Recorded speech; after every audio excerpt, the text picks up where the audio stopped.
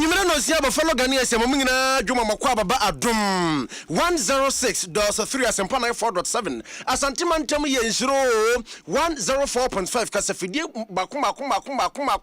wahani aduonum ye so memuni amono ne ye nyina ne akabu ma ene NAKET KASIEBO brother nyumere de ye baba kenka de ma na kenka fo nyumere aye me nana ade mununkumene obidum ye adu kumi na eswe de nam de edi mu akotene bi en so kopie mu odoma ne mpotemu a fulani ni bi watwese kai wono ankasa na iri wo ba wonye mabosome nan watwetwa ne se gagaga amna to anana no monse adu yade mu nchemu bebraw ne ebekota chima ne mpotemu na tachima mayo ne na betodwa se nipa bofuo bia wo mususu se wo ye ndizifo ene attack mu attack wo makwa attack ne musum kusam obatibi mampanyini so de atodwa se ebibremu ene ewiase amansanka bomu kwankanka Europe fofo no wana wodi dwa no abi wodwadie mu ene wamanga na bode edwadie mu nsama so se ko womfo amunyim enkoda akotworo bi si so he na no ada ene ebinum graduate o ebinum awie kura vro mo shirt ate se we say ye aye ye chese samamo se wo hia ne se wo hia mu aye yidwom ni nyina wo batibi esem ka we woni abo no bedede nam ene anwumre yi we ye ne kete se die sitia na sa ne ye de brewo ate se ye fa bi nka woni anyi bi firim wonya bubroko so ade be ye nseda fita tuntum enti petakra na yi wasoma ne wo betre sembembem ti se no trouble fonyom ye ne anuanom asempa 94.7 and 104.5 asantuma ye dia tomu ena Kasiebo ne ye de bremo na ye so monwumre yi obidum ye edu kumi mene nana ade munukum na me patro MTN se men kan tro se sa won sanka MTN app ni bia wo ya ka chi star no aya na dos toda ade betwa ne ho a wano fom etimi yiba echengia boss hadwene wonya app ni bia momo data anasa credit wo na akoro no mada range of product enso ba wo mo de nsamna edi sinuoma de edi dwade sa so na washing pad de edi sinuoma ema nuoma ni ti nwan mu ye hwehwehwa wo mo de aba akadia de siesie adwae de siesie dem de siesie ejade ni nyina madafo adawroma wo bekofa bi de aba na betimi ada no da ye pa de fox o fox mosquito coil enwa na mekanfo de ma nwumre yi entontom na aba na bia so de ne pop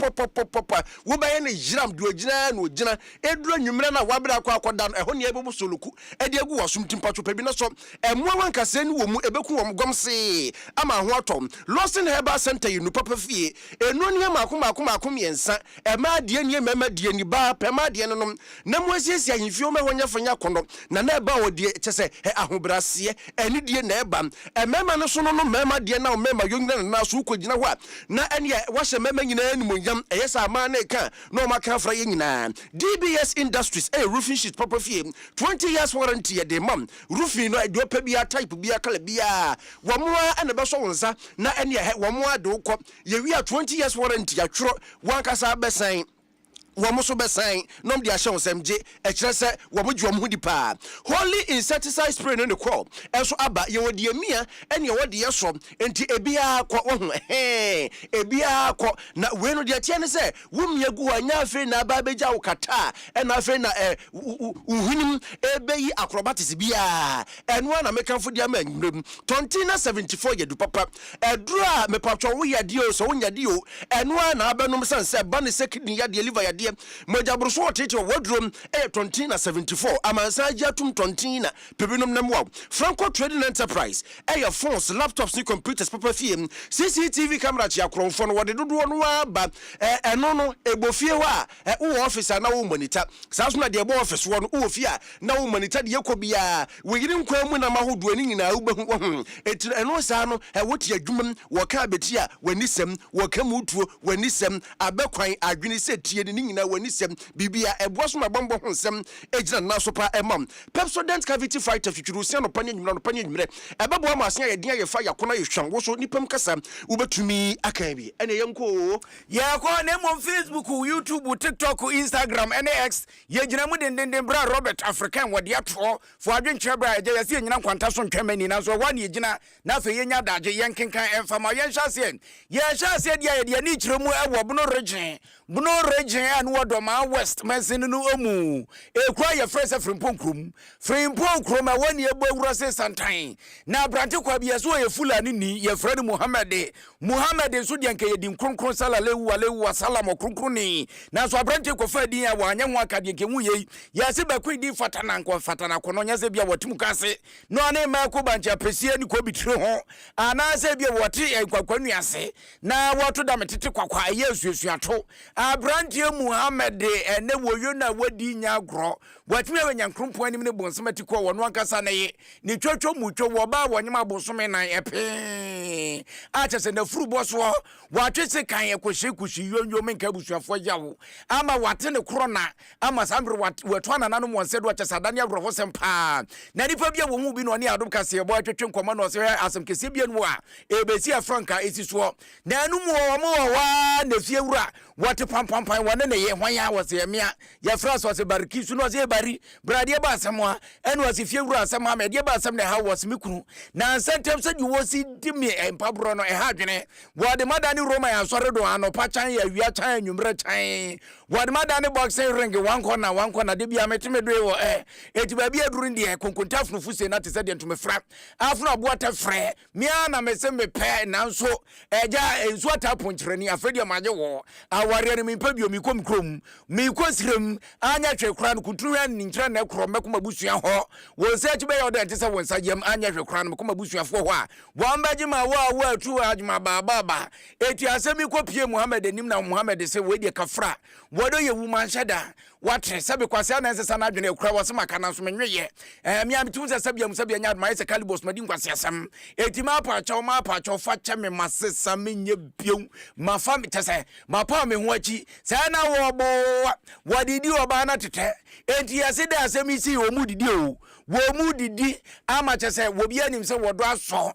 yi na ne wo so twan agro sa be ma ne fa chiro no akwatwe sekan wo akwatwe sekan ya wode atwa no oba ni ti am woba na to ananano wonse do woba wanyema bosume na yo am woba na to ananano wonse do ma chese obi adwene ho wonte ase na obi ate ase so wonwene ho wodi entie wona ho bi nsam wode to ye nim memelenda na jona eti hoba no bae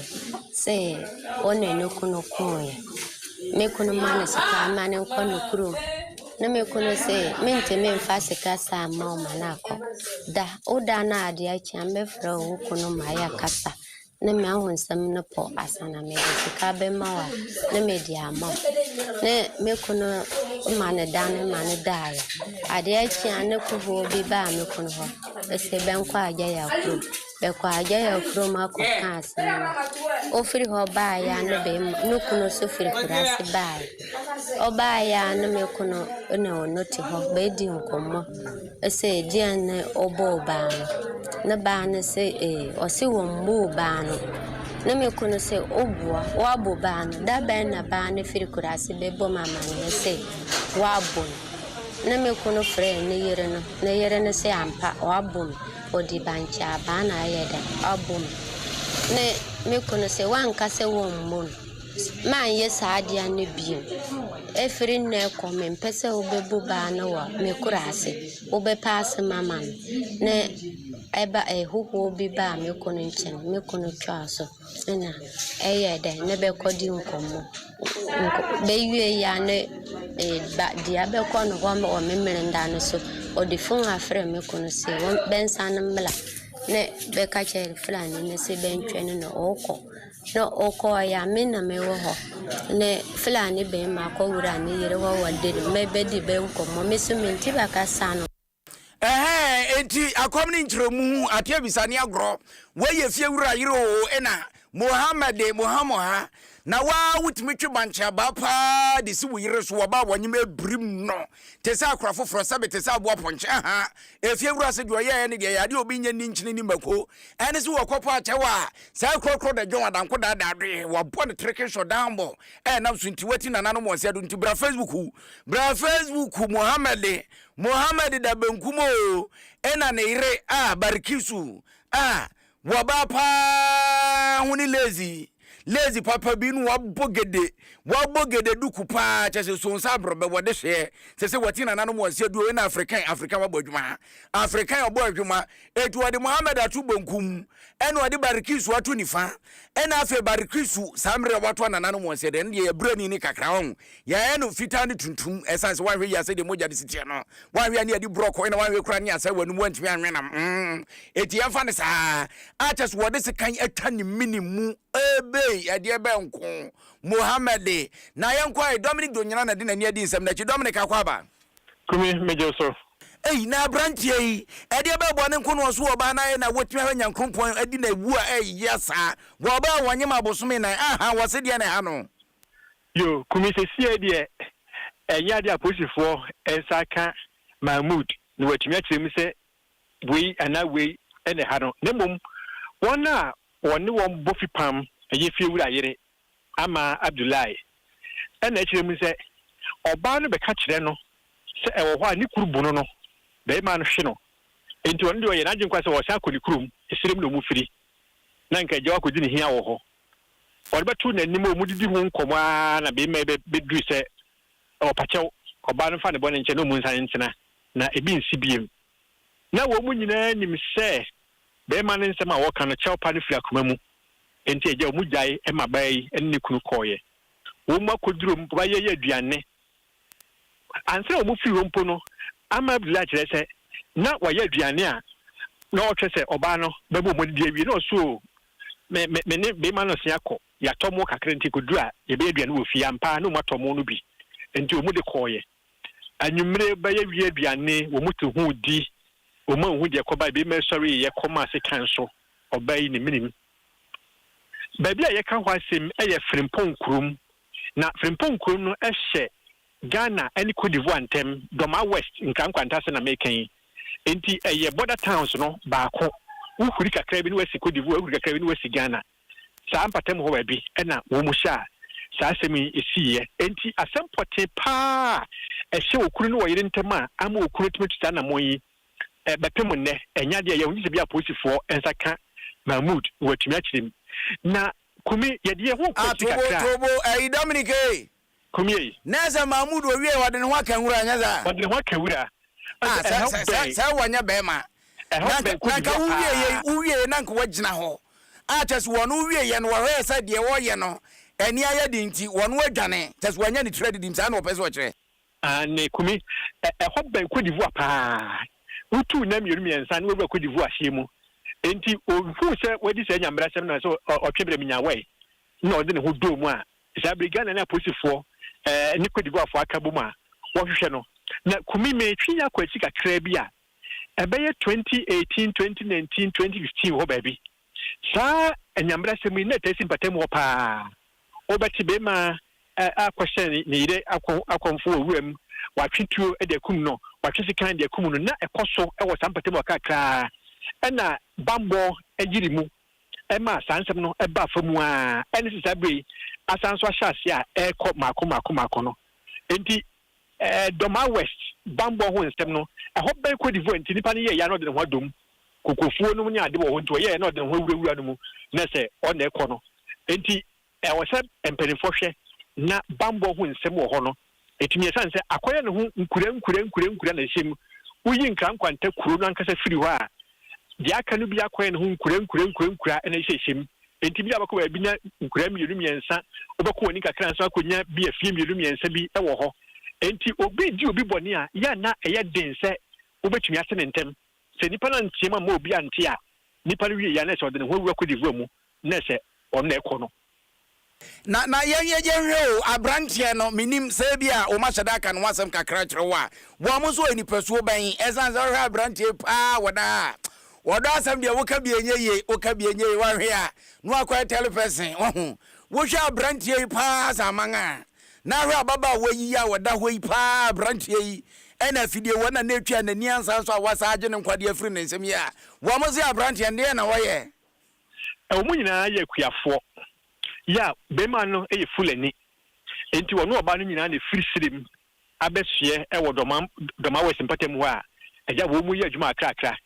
na ene medical ka se awade mu nsem de ya na ebebre enti se CID oba no ntumi anka se ade potim we pa na ne kundi apart from se obo ni fiwuri amane se wa be ma ne bono enti na te dia osia ko enti se kumi ohwe oba so no pa otisi na se de wo kanum funi da ho be ma manga se ya yenim ebia na sisimudentia na enti sa pa dia kumi enka oba so no pa ne be ma se de enka be de so be na chia free esrem ho abese sa ampatem ho ama sebe which me dire nyamrasem abaya kana se be 20 years afen wenye mfisha be sa djunu tobo na sa barkisu won se da nyini bia sa barkisu nse da nyini bia di odo de be nipa donyina ye fancy ana de afu ani di samachi emrepam ye besa banche ne watwetwe nkomo ye zenjo ni Dominic donyina no eja yeso odo sisi aso wodon tintan ekekere wasiasa wa we ya nwuhia enye ye etuba Facebook bra Facebook ni YouTube asma mega wa ya beka sikwa kumi ha mani wonza we ya masa ye fra bibi ratio ratio if more less divide if more why divide if na when does me bizao yeah onko misrawo yeah na make come if less more divide if more less divide division and subtraction and multiplication in proper fashion no be na be na just for just in the same year na say team because check it just for just in the same year na kule rusheri bia kwame ejo emu team member na yes ade no ore ye free an ye nya ye free away na yentinsin fufuru mu medoko eye tachiman na ho na beto dwa se mayo a won potam ho anyam no kasai nipa bofo bia wo susu se wo ye NDC ma akwoto ahye ne office so ma ene enya asam ketwa na aid edema eye chief executive officer owo eye tachiman eye Isali ene nya dom kase kasa ye ene wo kire mu se enkrofo ne bapa weapons so pe kuta wo mu sabi mpraduasa aso okopata ntokwa asa ntokwa bi esi na krokfo ikopata etuo enimu pepper spray omode ba nya asem ketwa ene Holy Family Hospital ena empanifo ye do omko ya ene ja omwon kakra empanifo hwe omwa ena Isali edi tu dwa kire mu se efiri sama mpani John Dramani Mahama edi mayo yi ba ye krofo bia ye wadwene so mo pani nya adwuma ne senti wo ba bedi na ni edi na adom kasiebu se isa se eba ne sei emantia ne ba no mo se wo mo ya asapon ne sei ena Isa Ali echire mu se wo munim na fe no be hwemu pa ehu de ntipotia emantia wo susu se wo ye NDC ma ebedi se nyirama asem no na me nim komo kakra nti nkomo na ye di na na secretary or chief office efrem say chief say memra nti as usual once me call chief officer me shada mo ago ana me ntwen nti me bia punu na me hunu one guy I know all of them one guy I friend no Abubakar Ameyaw adona friend no Jomo Mugabi na anu ya na oba party ni say me mpie abonten na say what do you mean mpie abonten chief asuma me mede information every no ahono ma na mu na gange up me papa 15 ana omo sorry na omo tugu me so na nti we me back anoma omo frotna me so those things over mahaya nti the pains no mahai no omo they were carrying weapons they were carrying weapons to say yeah second ene oya manina on say manina ba kwai pepper spray na omo spray the goods sad nipa ya tini nkai eye Isa Ali na wo wie ne kasa ana woto aso kire mu se enkrofo bi ayo mo se bimpraduasa wo mu a adwuma no wonye aban so so obi maya wo takire ene wo piepia nyoma piepia gumu echese nyoma gumu a enya galeni nie ene wakosa anya one trip ede abegum wo se aduane no wo kirem se sasu ni ban ne de san hweye na mpanifofo na nsifom anka ho asem a ene ebayiru dia usual thing na omoye omo hono ma no ma mo be up no ma ba attack chief no ma ba officer no ma ba attack no this is the fourth time ma ba be yes ade no now I don't know the reason why now two executives at the country said this matter no me taking no serious and say constituency executives, one are elected, one are co-opted. And what they are doing, you know, what I've heard and they say, some of the executives is aware of what they are doing. Now, some for no best idea, no. I did have a chairman about your regiment Sadino. I did have a chairman about your regiment Sadino. Some for no, and now, Omukoya press conference, Omumpe, a Jemensa, right candidate, I say, Yade MC in a mano. And to sense a Jemensa about officer, no. Or my imagine say anything beyond on Mekino, the officer no ungovernable. Nipa yɛte nke Isa Ali wono na ni coach Isa ne santem hu asɛm no na no disɛm ana wote yi Adom 106.3 ani anu masepa 94.7 isha 104.5 NAKET KASIEBO anwumre no nsia bremu de frim te sɛ wo de guso a yɛbe ɛde ma ne yɛkoyɛ no me ɛna dwumadie kɛse bi akɔso wɔ nkrankropɔn mu a yɛfrɛ no Ghana European Union Dialogue 2025 na yɛ ba betwetwe nkomo yɛ ba be sɛ adwene sansa nyansa di ba kufu trim nyetumi ahwe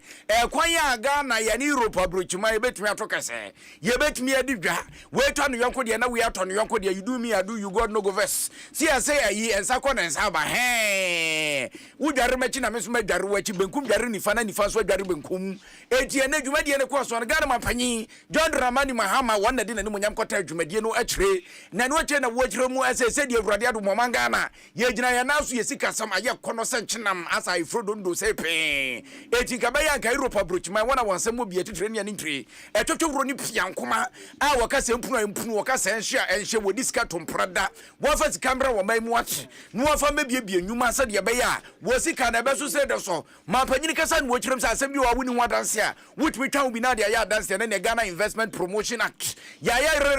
remes apietu sindemes ama afa ne ntima pa fra ya shempa bo afoforo ntie na ntia sesa na ni nyina ye no ma aban di gugu apon so sade be ye dwade mu nsam ebe so te se so fe na afa obi odni sika ba be wuro mu wo man mu bia no ni sika na ho betumi abanfa so. Additionally, introducing a regulatory impact assessment RIA regime marks a new phase in policy making, anchoring decisions in data, ensuring predictability and improving Ghana's competitiveness in the global market. We therefore welcome EU businesses and investors to participate in this transformative journey, especially as we revise the Ghana Investment Promotion Center Act to promote joint ventures and deeper technology transfer. Ghana aims to become a regional hub for sustainable agribusiness, value addition, manufacturing, and digital innovation, where European expertise and capital are invaluable.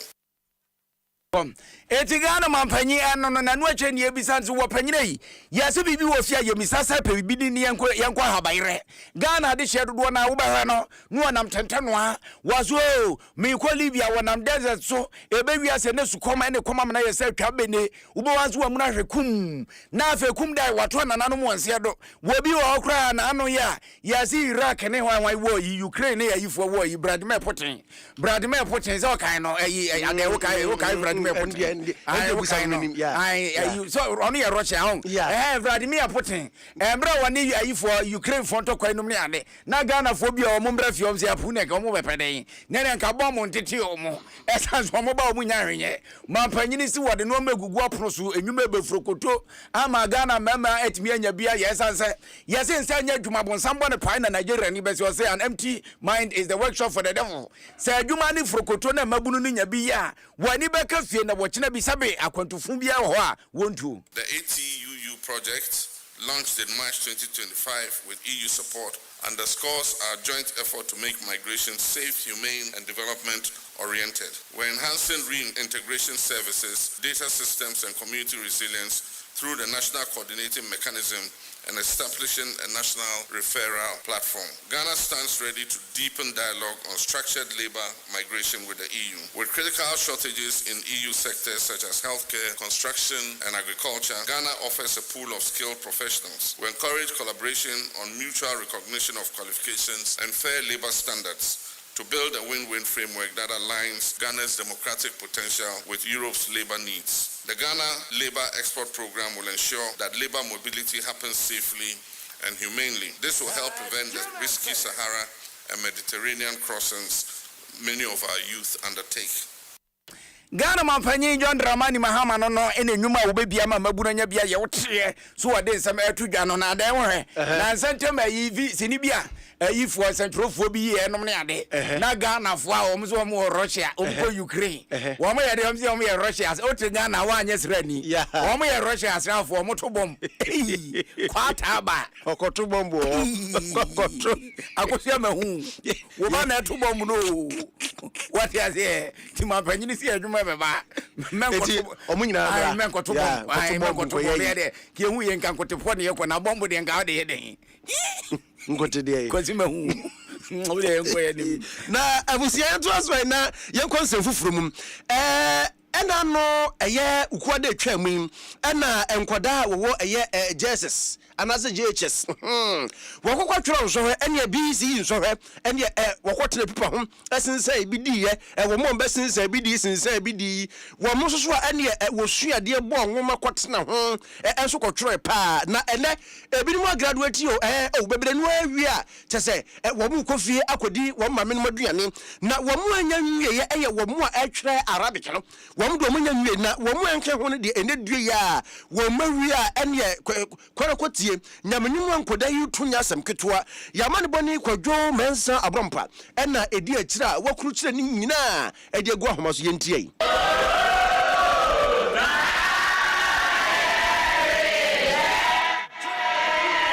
ukuda wetwewi ina mbafra wowo GHS 3 awo Ghana hinara over 603,000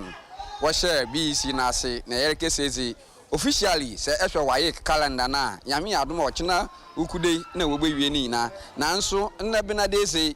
bebre na won tro Arabic on was the ones nyinara was abewie ya say ehwe ndwomto mpaebo na aza wazere da yankopon ase owo mpempendo a wozo wona bedura na se wanyi onsa wo ka kire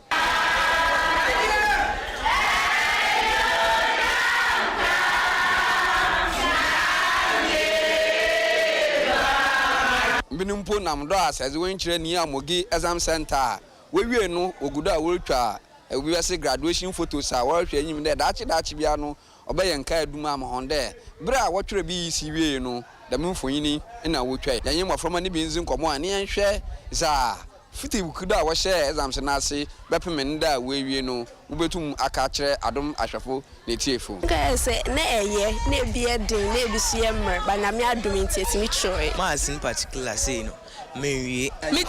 me ya pa me troy pa na me nim se betimi atlo te fun eye bete enye bibia like ebema me yema hyehyɛ me bebre na enye bibi den bia na me adom ntietimi atro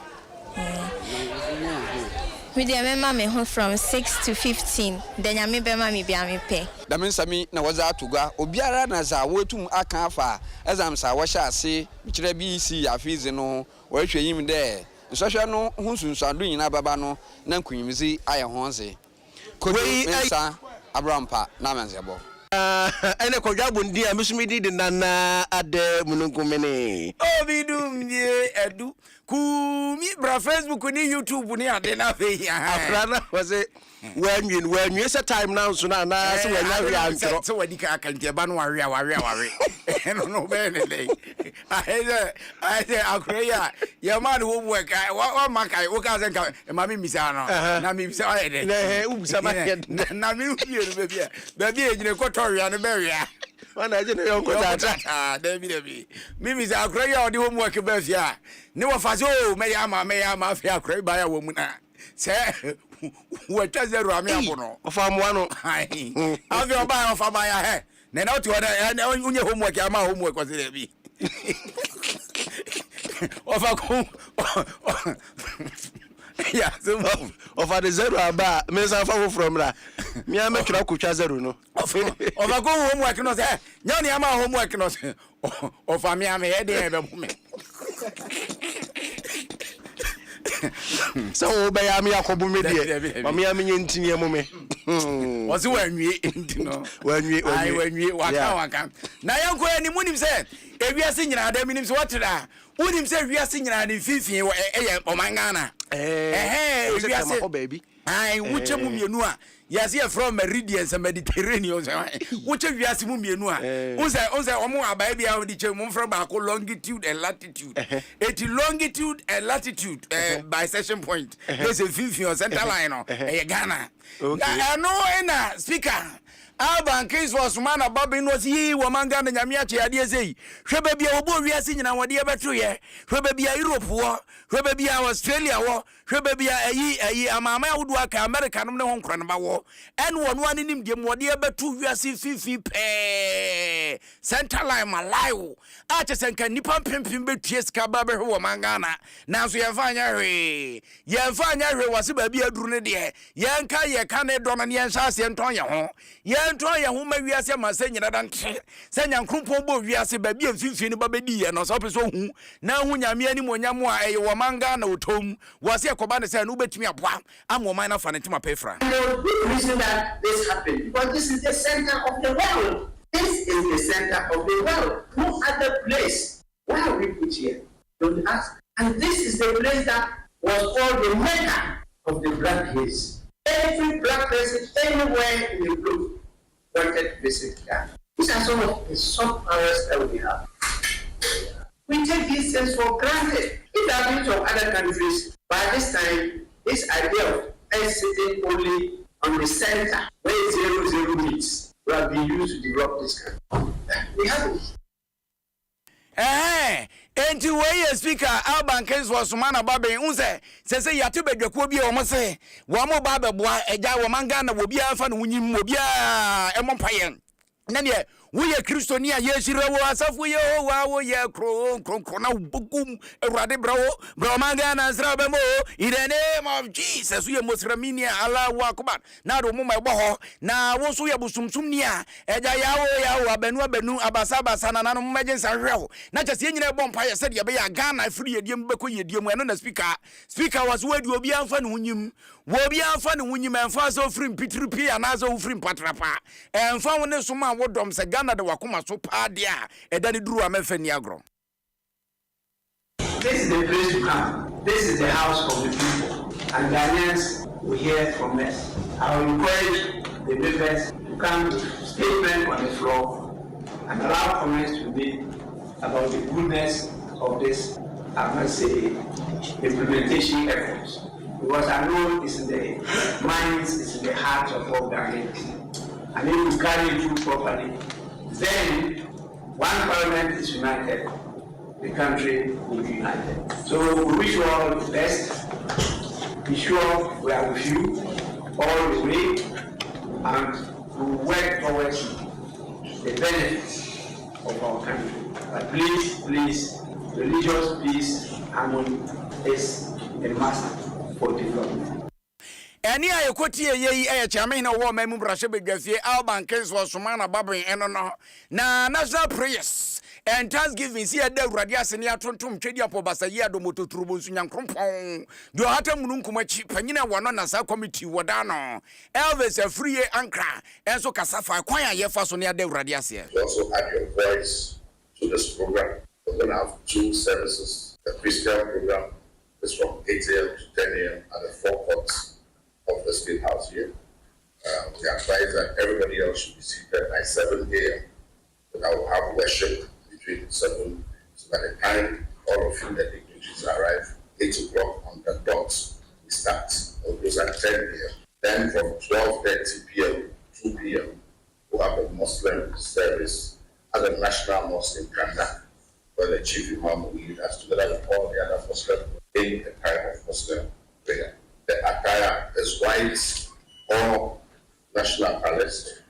no party colors. For that day, we want to bring that we should look at Ghana,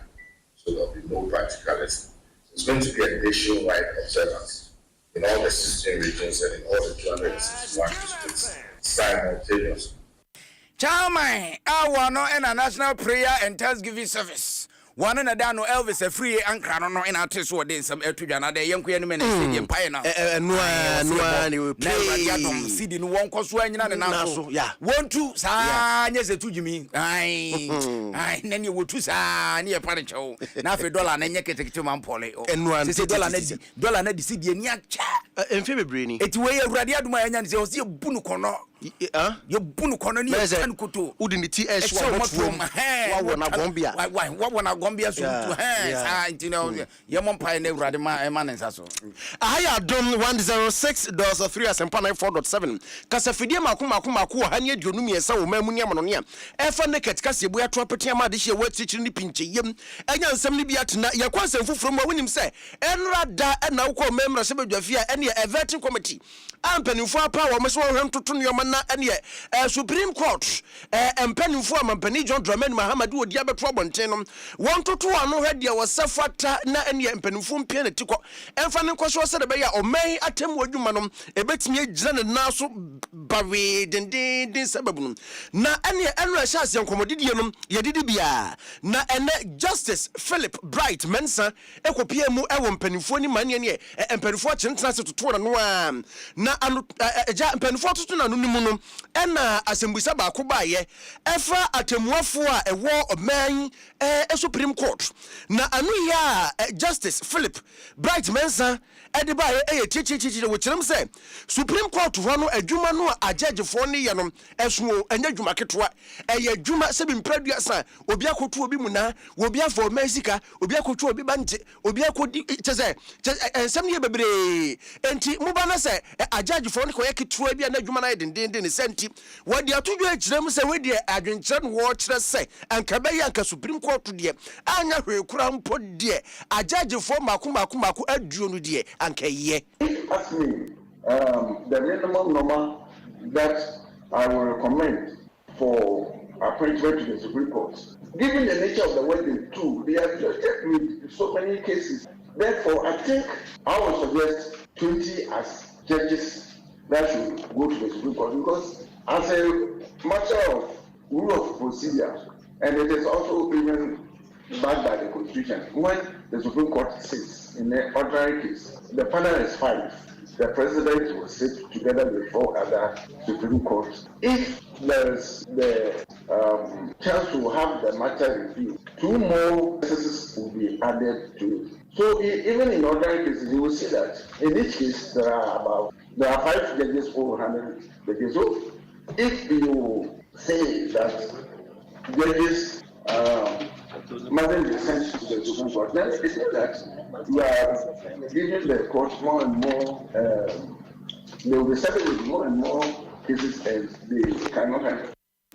Nipa yetini nkai Justice Philip Bright Mensa anu di sam na tie na wo wie ne kasa no kire mu se aya na binum keka se atemuafo ene eja atemu adwuma no aya na bias kakra wom ebinum ogi adamudie na binum ye wei na bi kura keka ade no independence bi nim empanifo hyehyɛ kire amonyosem wom kyesesem ne bebere no pani no ede to yotim se da bi judiciary no very independent na ade ba ko wo se empanifo mu ani ko ho pa ne se wo mo so hia resources se anes fo ba bontin ye hia wei ehua na kyerɛkyerɛfo ba ye hia wei na ehua asenkafo ba no mo hia wei wo se agegefo ba bontin ka bi da wo mo nkasa na so no eto da bi a wan kasa tiri ho a ye yi ka fefe. This myth that the law is in the bosom of the judge. But if you, the judge, you do not educate yourself, how would the lawyer come and say that the law is in your bosom? So you need to educate yourself. 2, the infrastructure of the service, when you go to the hinterlands, they are so in some. I started from Mr. also. We were, so we need, and with approval, please, when our budget comes here, I'm pleading, don't cut our budget, approve for us, so that the chief justice will use that to, acquire more, break more courthouses, we need office accommodation, resident for the judges, because when you work in serene environment, that even gives you the edge to work hard.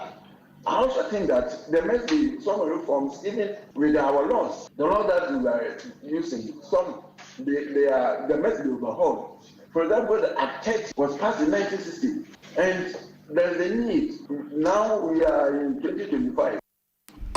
And yes, a judge for the aneba. Budget no empanifo tworo agagifo se ne de kwa mrase bejafiefoɔ munyina munya ye na munyintum sense wo mo so nipa ne ba wei Justice Philip Bright Mensa Adom 106.3 and Yanama 94.7 Isha 104.5 Naked Kasiebo Yeguso ya kenkan de ama na yenkoi ya kwa mamun na duafie adewa kwa na duafie da prison da bi wonko hoda me famani enwura hoda chese wo wani na mo na chi na ya da ko ya wuram ne wiase wo yonko da no da unse Kristo kura kan wo se me koda afiase wa mesra me da koda ya resabia kura wa mehweme wo se agya na hin na sase mi si o se so anya mo nua no anya mame tuja konkunde die na fa bi ko na manfo ewo vivi o mo bre yo di konkunde die na nediafo no unim say de say nediafo no mo ba montia wo ma ye yi wo no ubi say wo mo pass de no mo kaya edi kan de wo di kan kan wasam yo mo de ana ya so mo de ana ye fra bibi azontori eni so ntie nkwan sabra me ka say e bia sabra dem so mada say no si abo nto mada eni wo mo da say de si hihye wo te say sa di wetri wa we nan wa hanom ne ade che bi mkura wo wa wuntimi nna ne wo te say de ade ye tie yi a wutimi tene wo nsam no asore na wo kona oba wo pa na akoda ne ade de bi o ho de bra ne so ye bo crossing please na che say wo kowura dem o mo da says wo yes wo 5 wo say den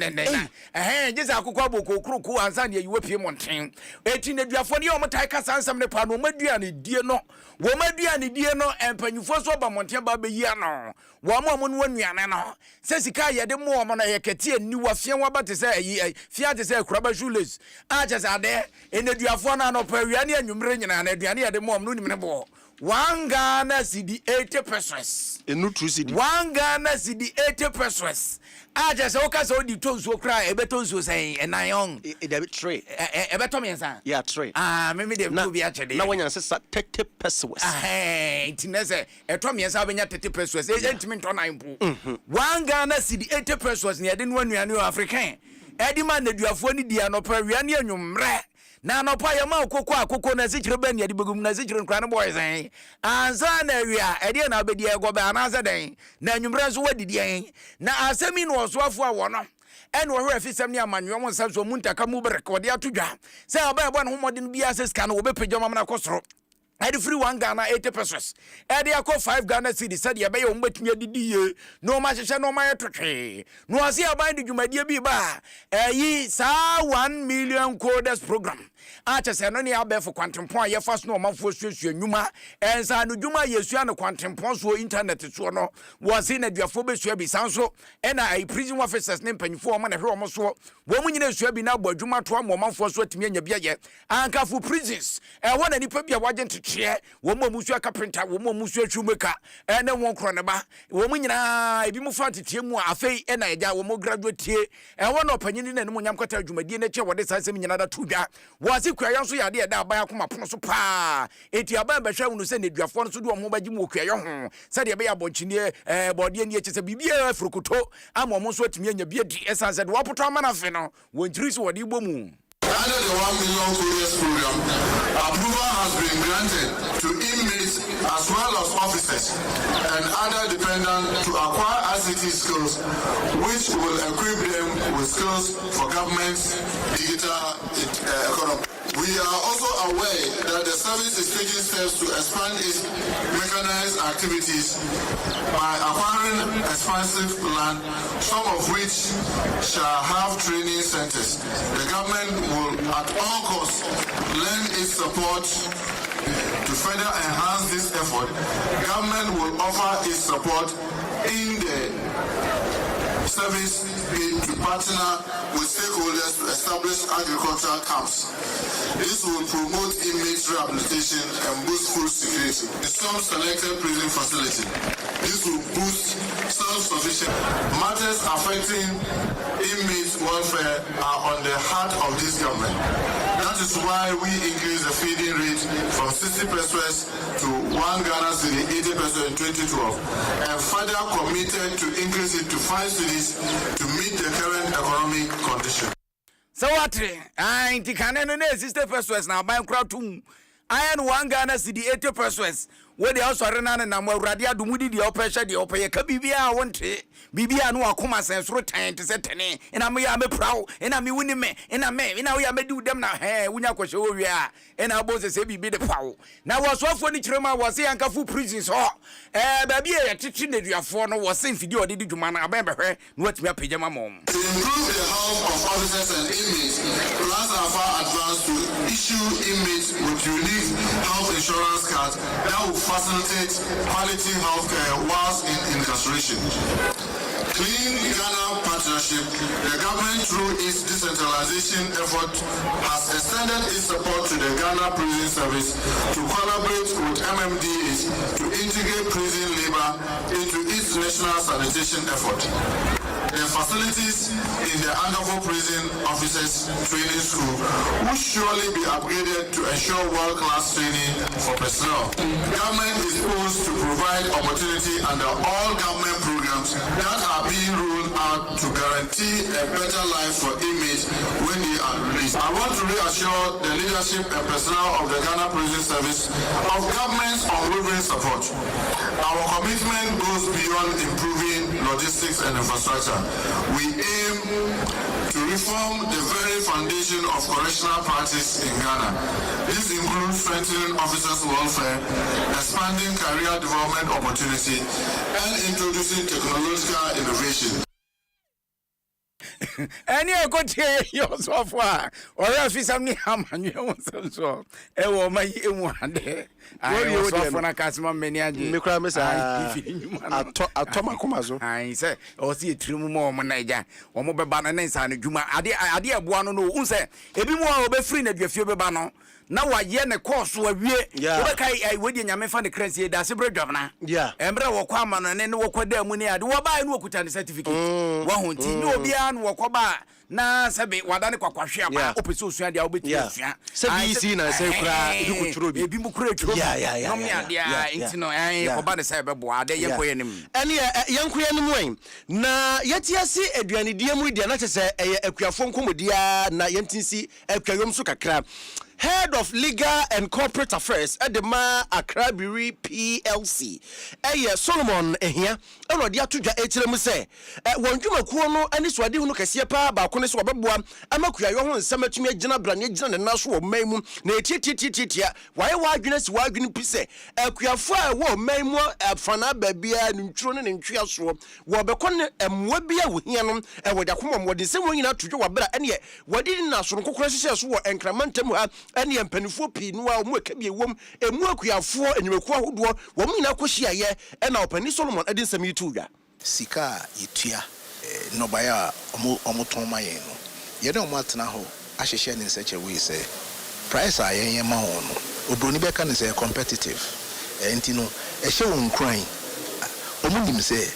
yen hyehye a yen ne omo wo no sika ye de ma omo no eye very good ni omo budua ebro na start here but enye bro no nko a ye mu say banchefo no so wo memburu no nyina me hye won kran se maybe aso say ubakɔ this is the time I say kɔ Nipa yɛte nkan head of legal and corporate affairs and I would kana owie ye na Frederick Osodi wono so kasai wogina mu ema akuafo ko bie nyina ne akuafo ekuaku ahodo wo man edi aseda ekoma mpanimfo se asem no amaka no mfa mai nanso no manu hwamu nti ho aseda ne yo munji. So I was very excited to be here to be in an event that acknowledges and celebrates farmers and also assures local farmers that they should keep on producing, keep on working, because there are companies like ABL that will definitely buy 50% of their produce for use in their manufacturing process. On Besho Kwanso, farmers between the anya and more. So me say no, just send me to be a farmer until you manage a year. Just do good farming practices, you know. So we need that's not we in the year and more we so bet me and yibi. nipa ya tini nkan eye Frederick Oshodi wano ene gina mu kasa edema akuafo ne na wutie na enche yesaniesi enche yesaniesi ano no na adwenkyerɛ de bebre na mode aba Gamshin shoes 773 ede aba wasekumi one ada mechiachia mu mepe combination ne pa nyakopon hyira mo ene adwuma pa mo yedase yo ene wo so wode aba na okay comment simple 2 enso ade aba wose Kasiebo ne mu eda hopa na honorable Charles Otin wachia no papa saso na Accra regional assistant secretary okay wono na ba ho yo we comment simple 2 dia wode eba ye no Amiscos Pelele Kaswa Republic ena de aba wose wone de enchia ena wode ema BC candidate ene watumi awie one day was enchia bi nkoma honorable Mavis Hawakumsin incoming MPP national women's organizer and afi honorable Sylvester Tete MPP general secretary hopeful Amiscos Pelele dia wono so ede ebaye eno no na asemu we so okay abanga Adiana Teko Abanka Rocky enso ade aba wasi ye asemba kurani abrantie na wadi saa nyamrasam no wosamra enini di pepe etisa de emra tie na mpacho tontina 74 ayadu papa adu a wonu abetimi aboa ma wukidni ade no egina ne naso chese dabi emekidni ayire egina naso sei epam no kura mankani ye kura epam no to asi de se egina ne naso na ebu very good. Ababa ko ya na ne kai ni sa. O kai ni sa se ena branch en wo twisi kai no en wo de wo ayi ba ko no e ho na ba ko mu hwi kum kaja e ho an wo wi e to na nanu mo se do afi production da bi wo nwo se ai wo wi ano sorry enu an no etitititisa etu enu ejina ne naso ne musa bu ye o mu ne hwe enti kidney ewu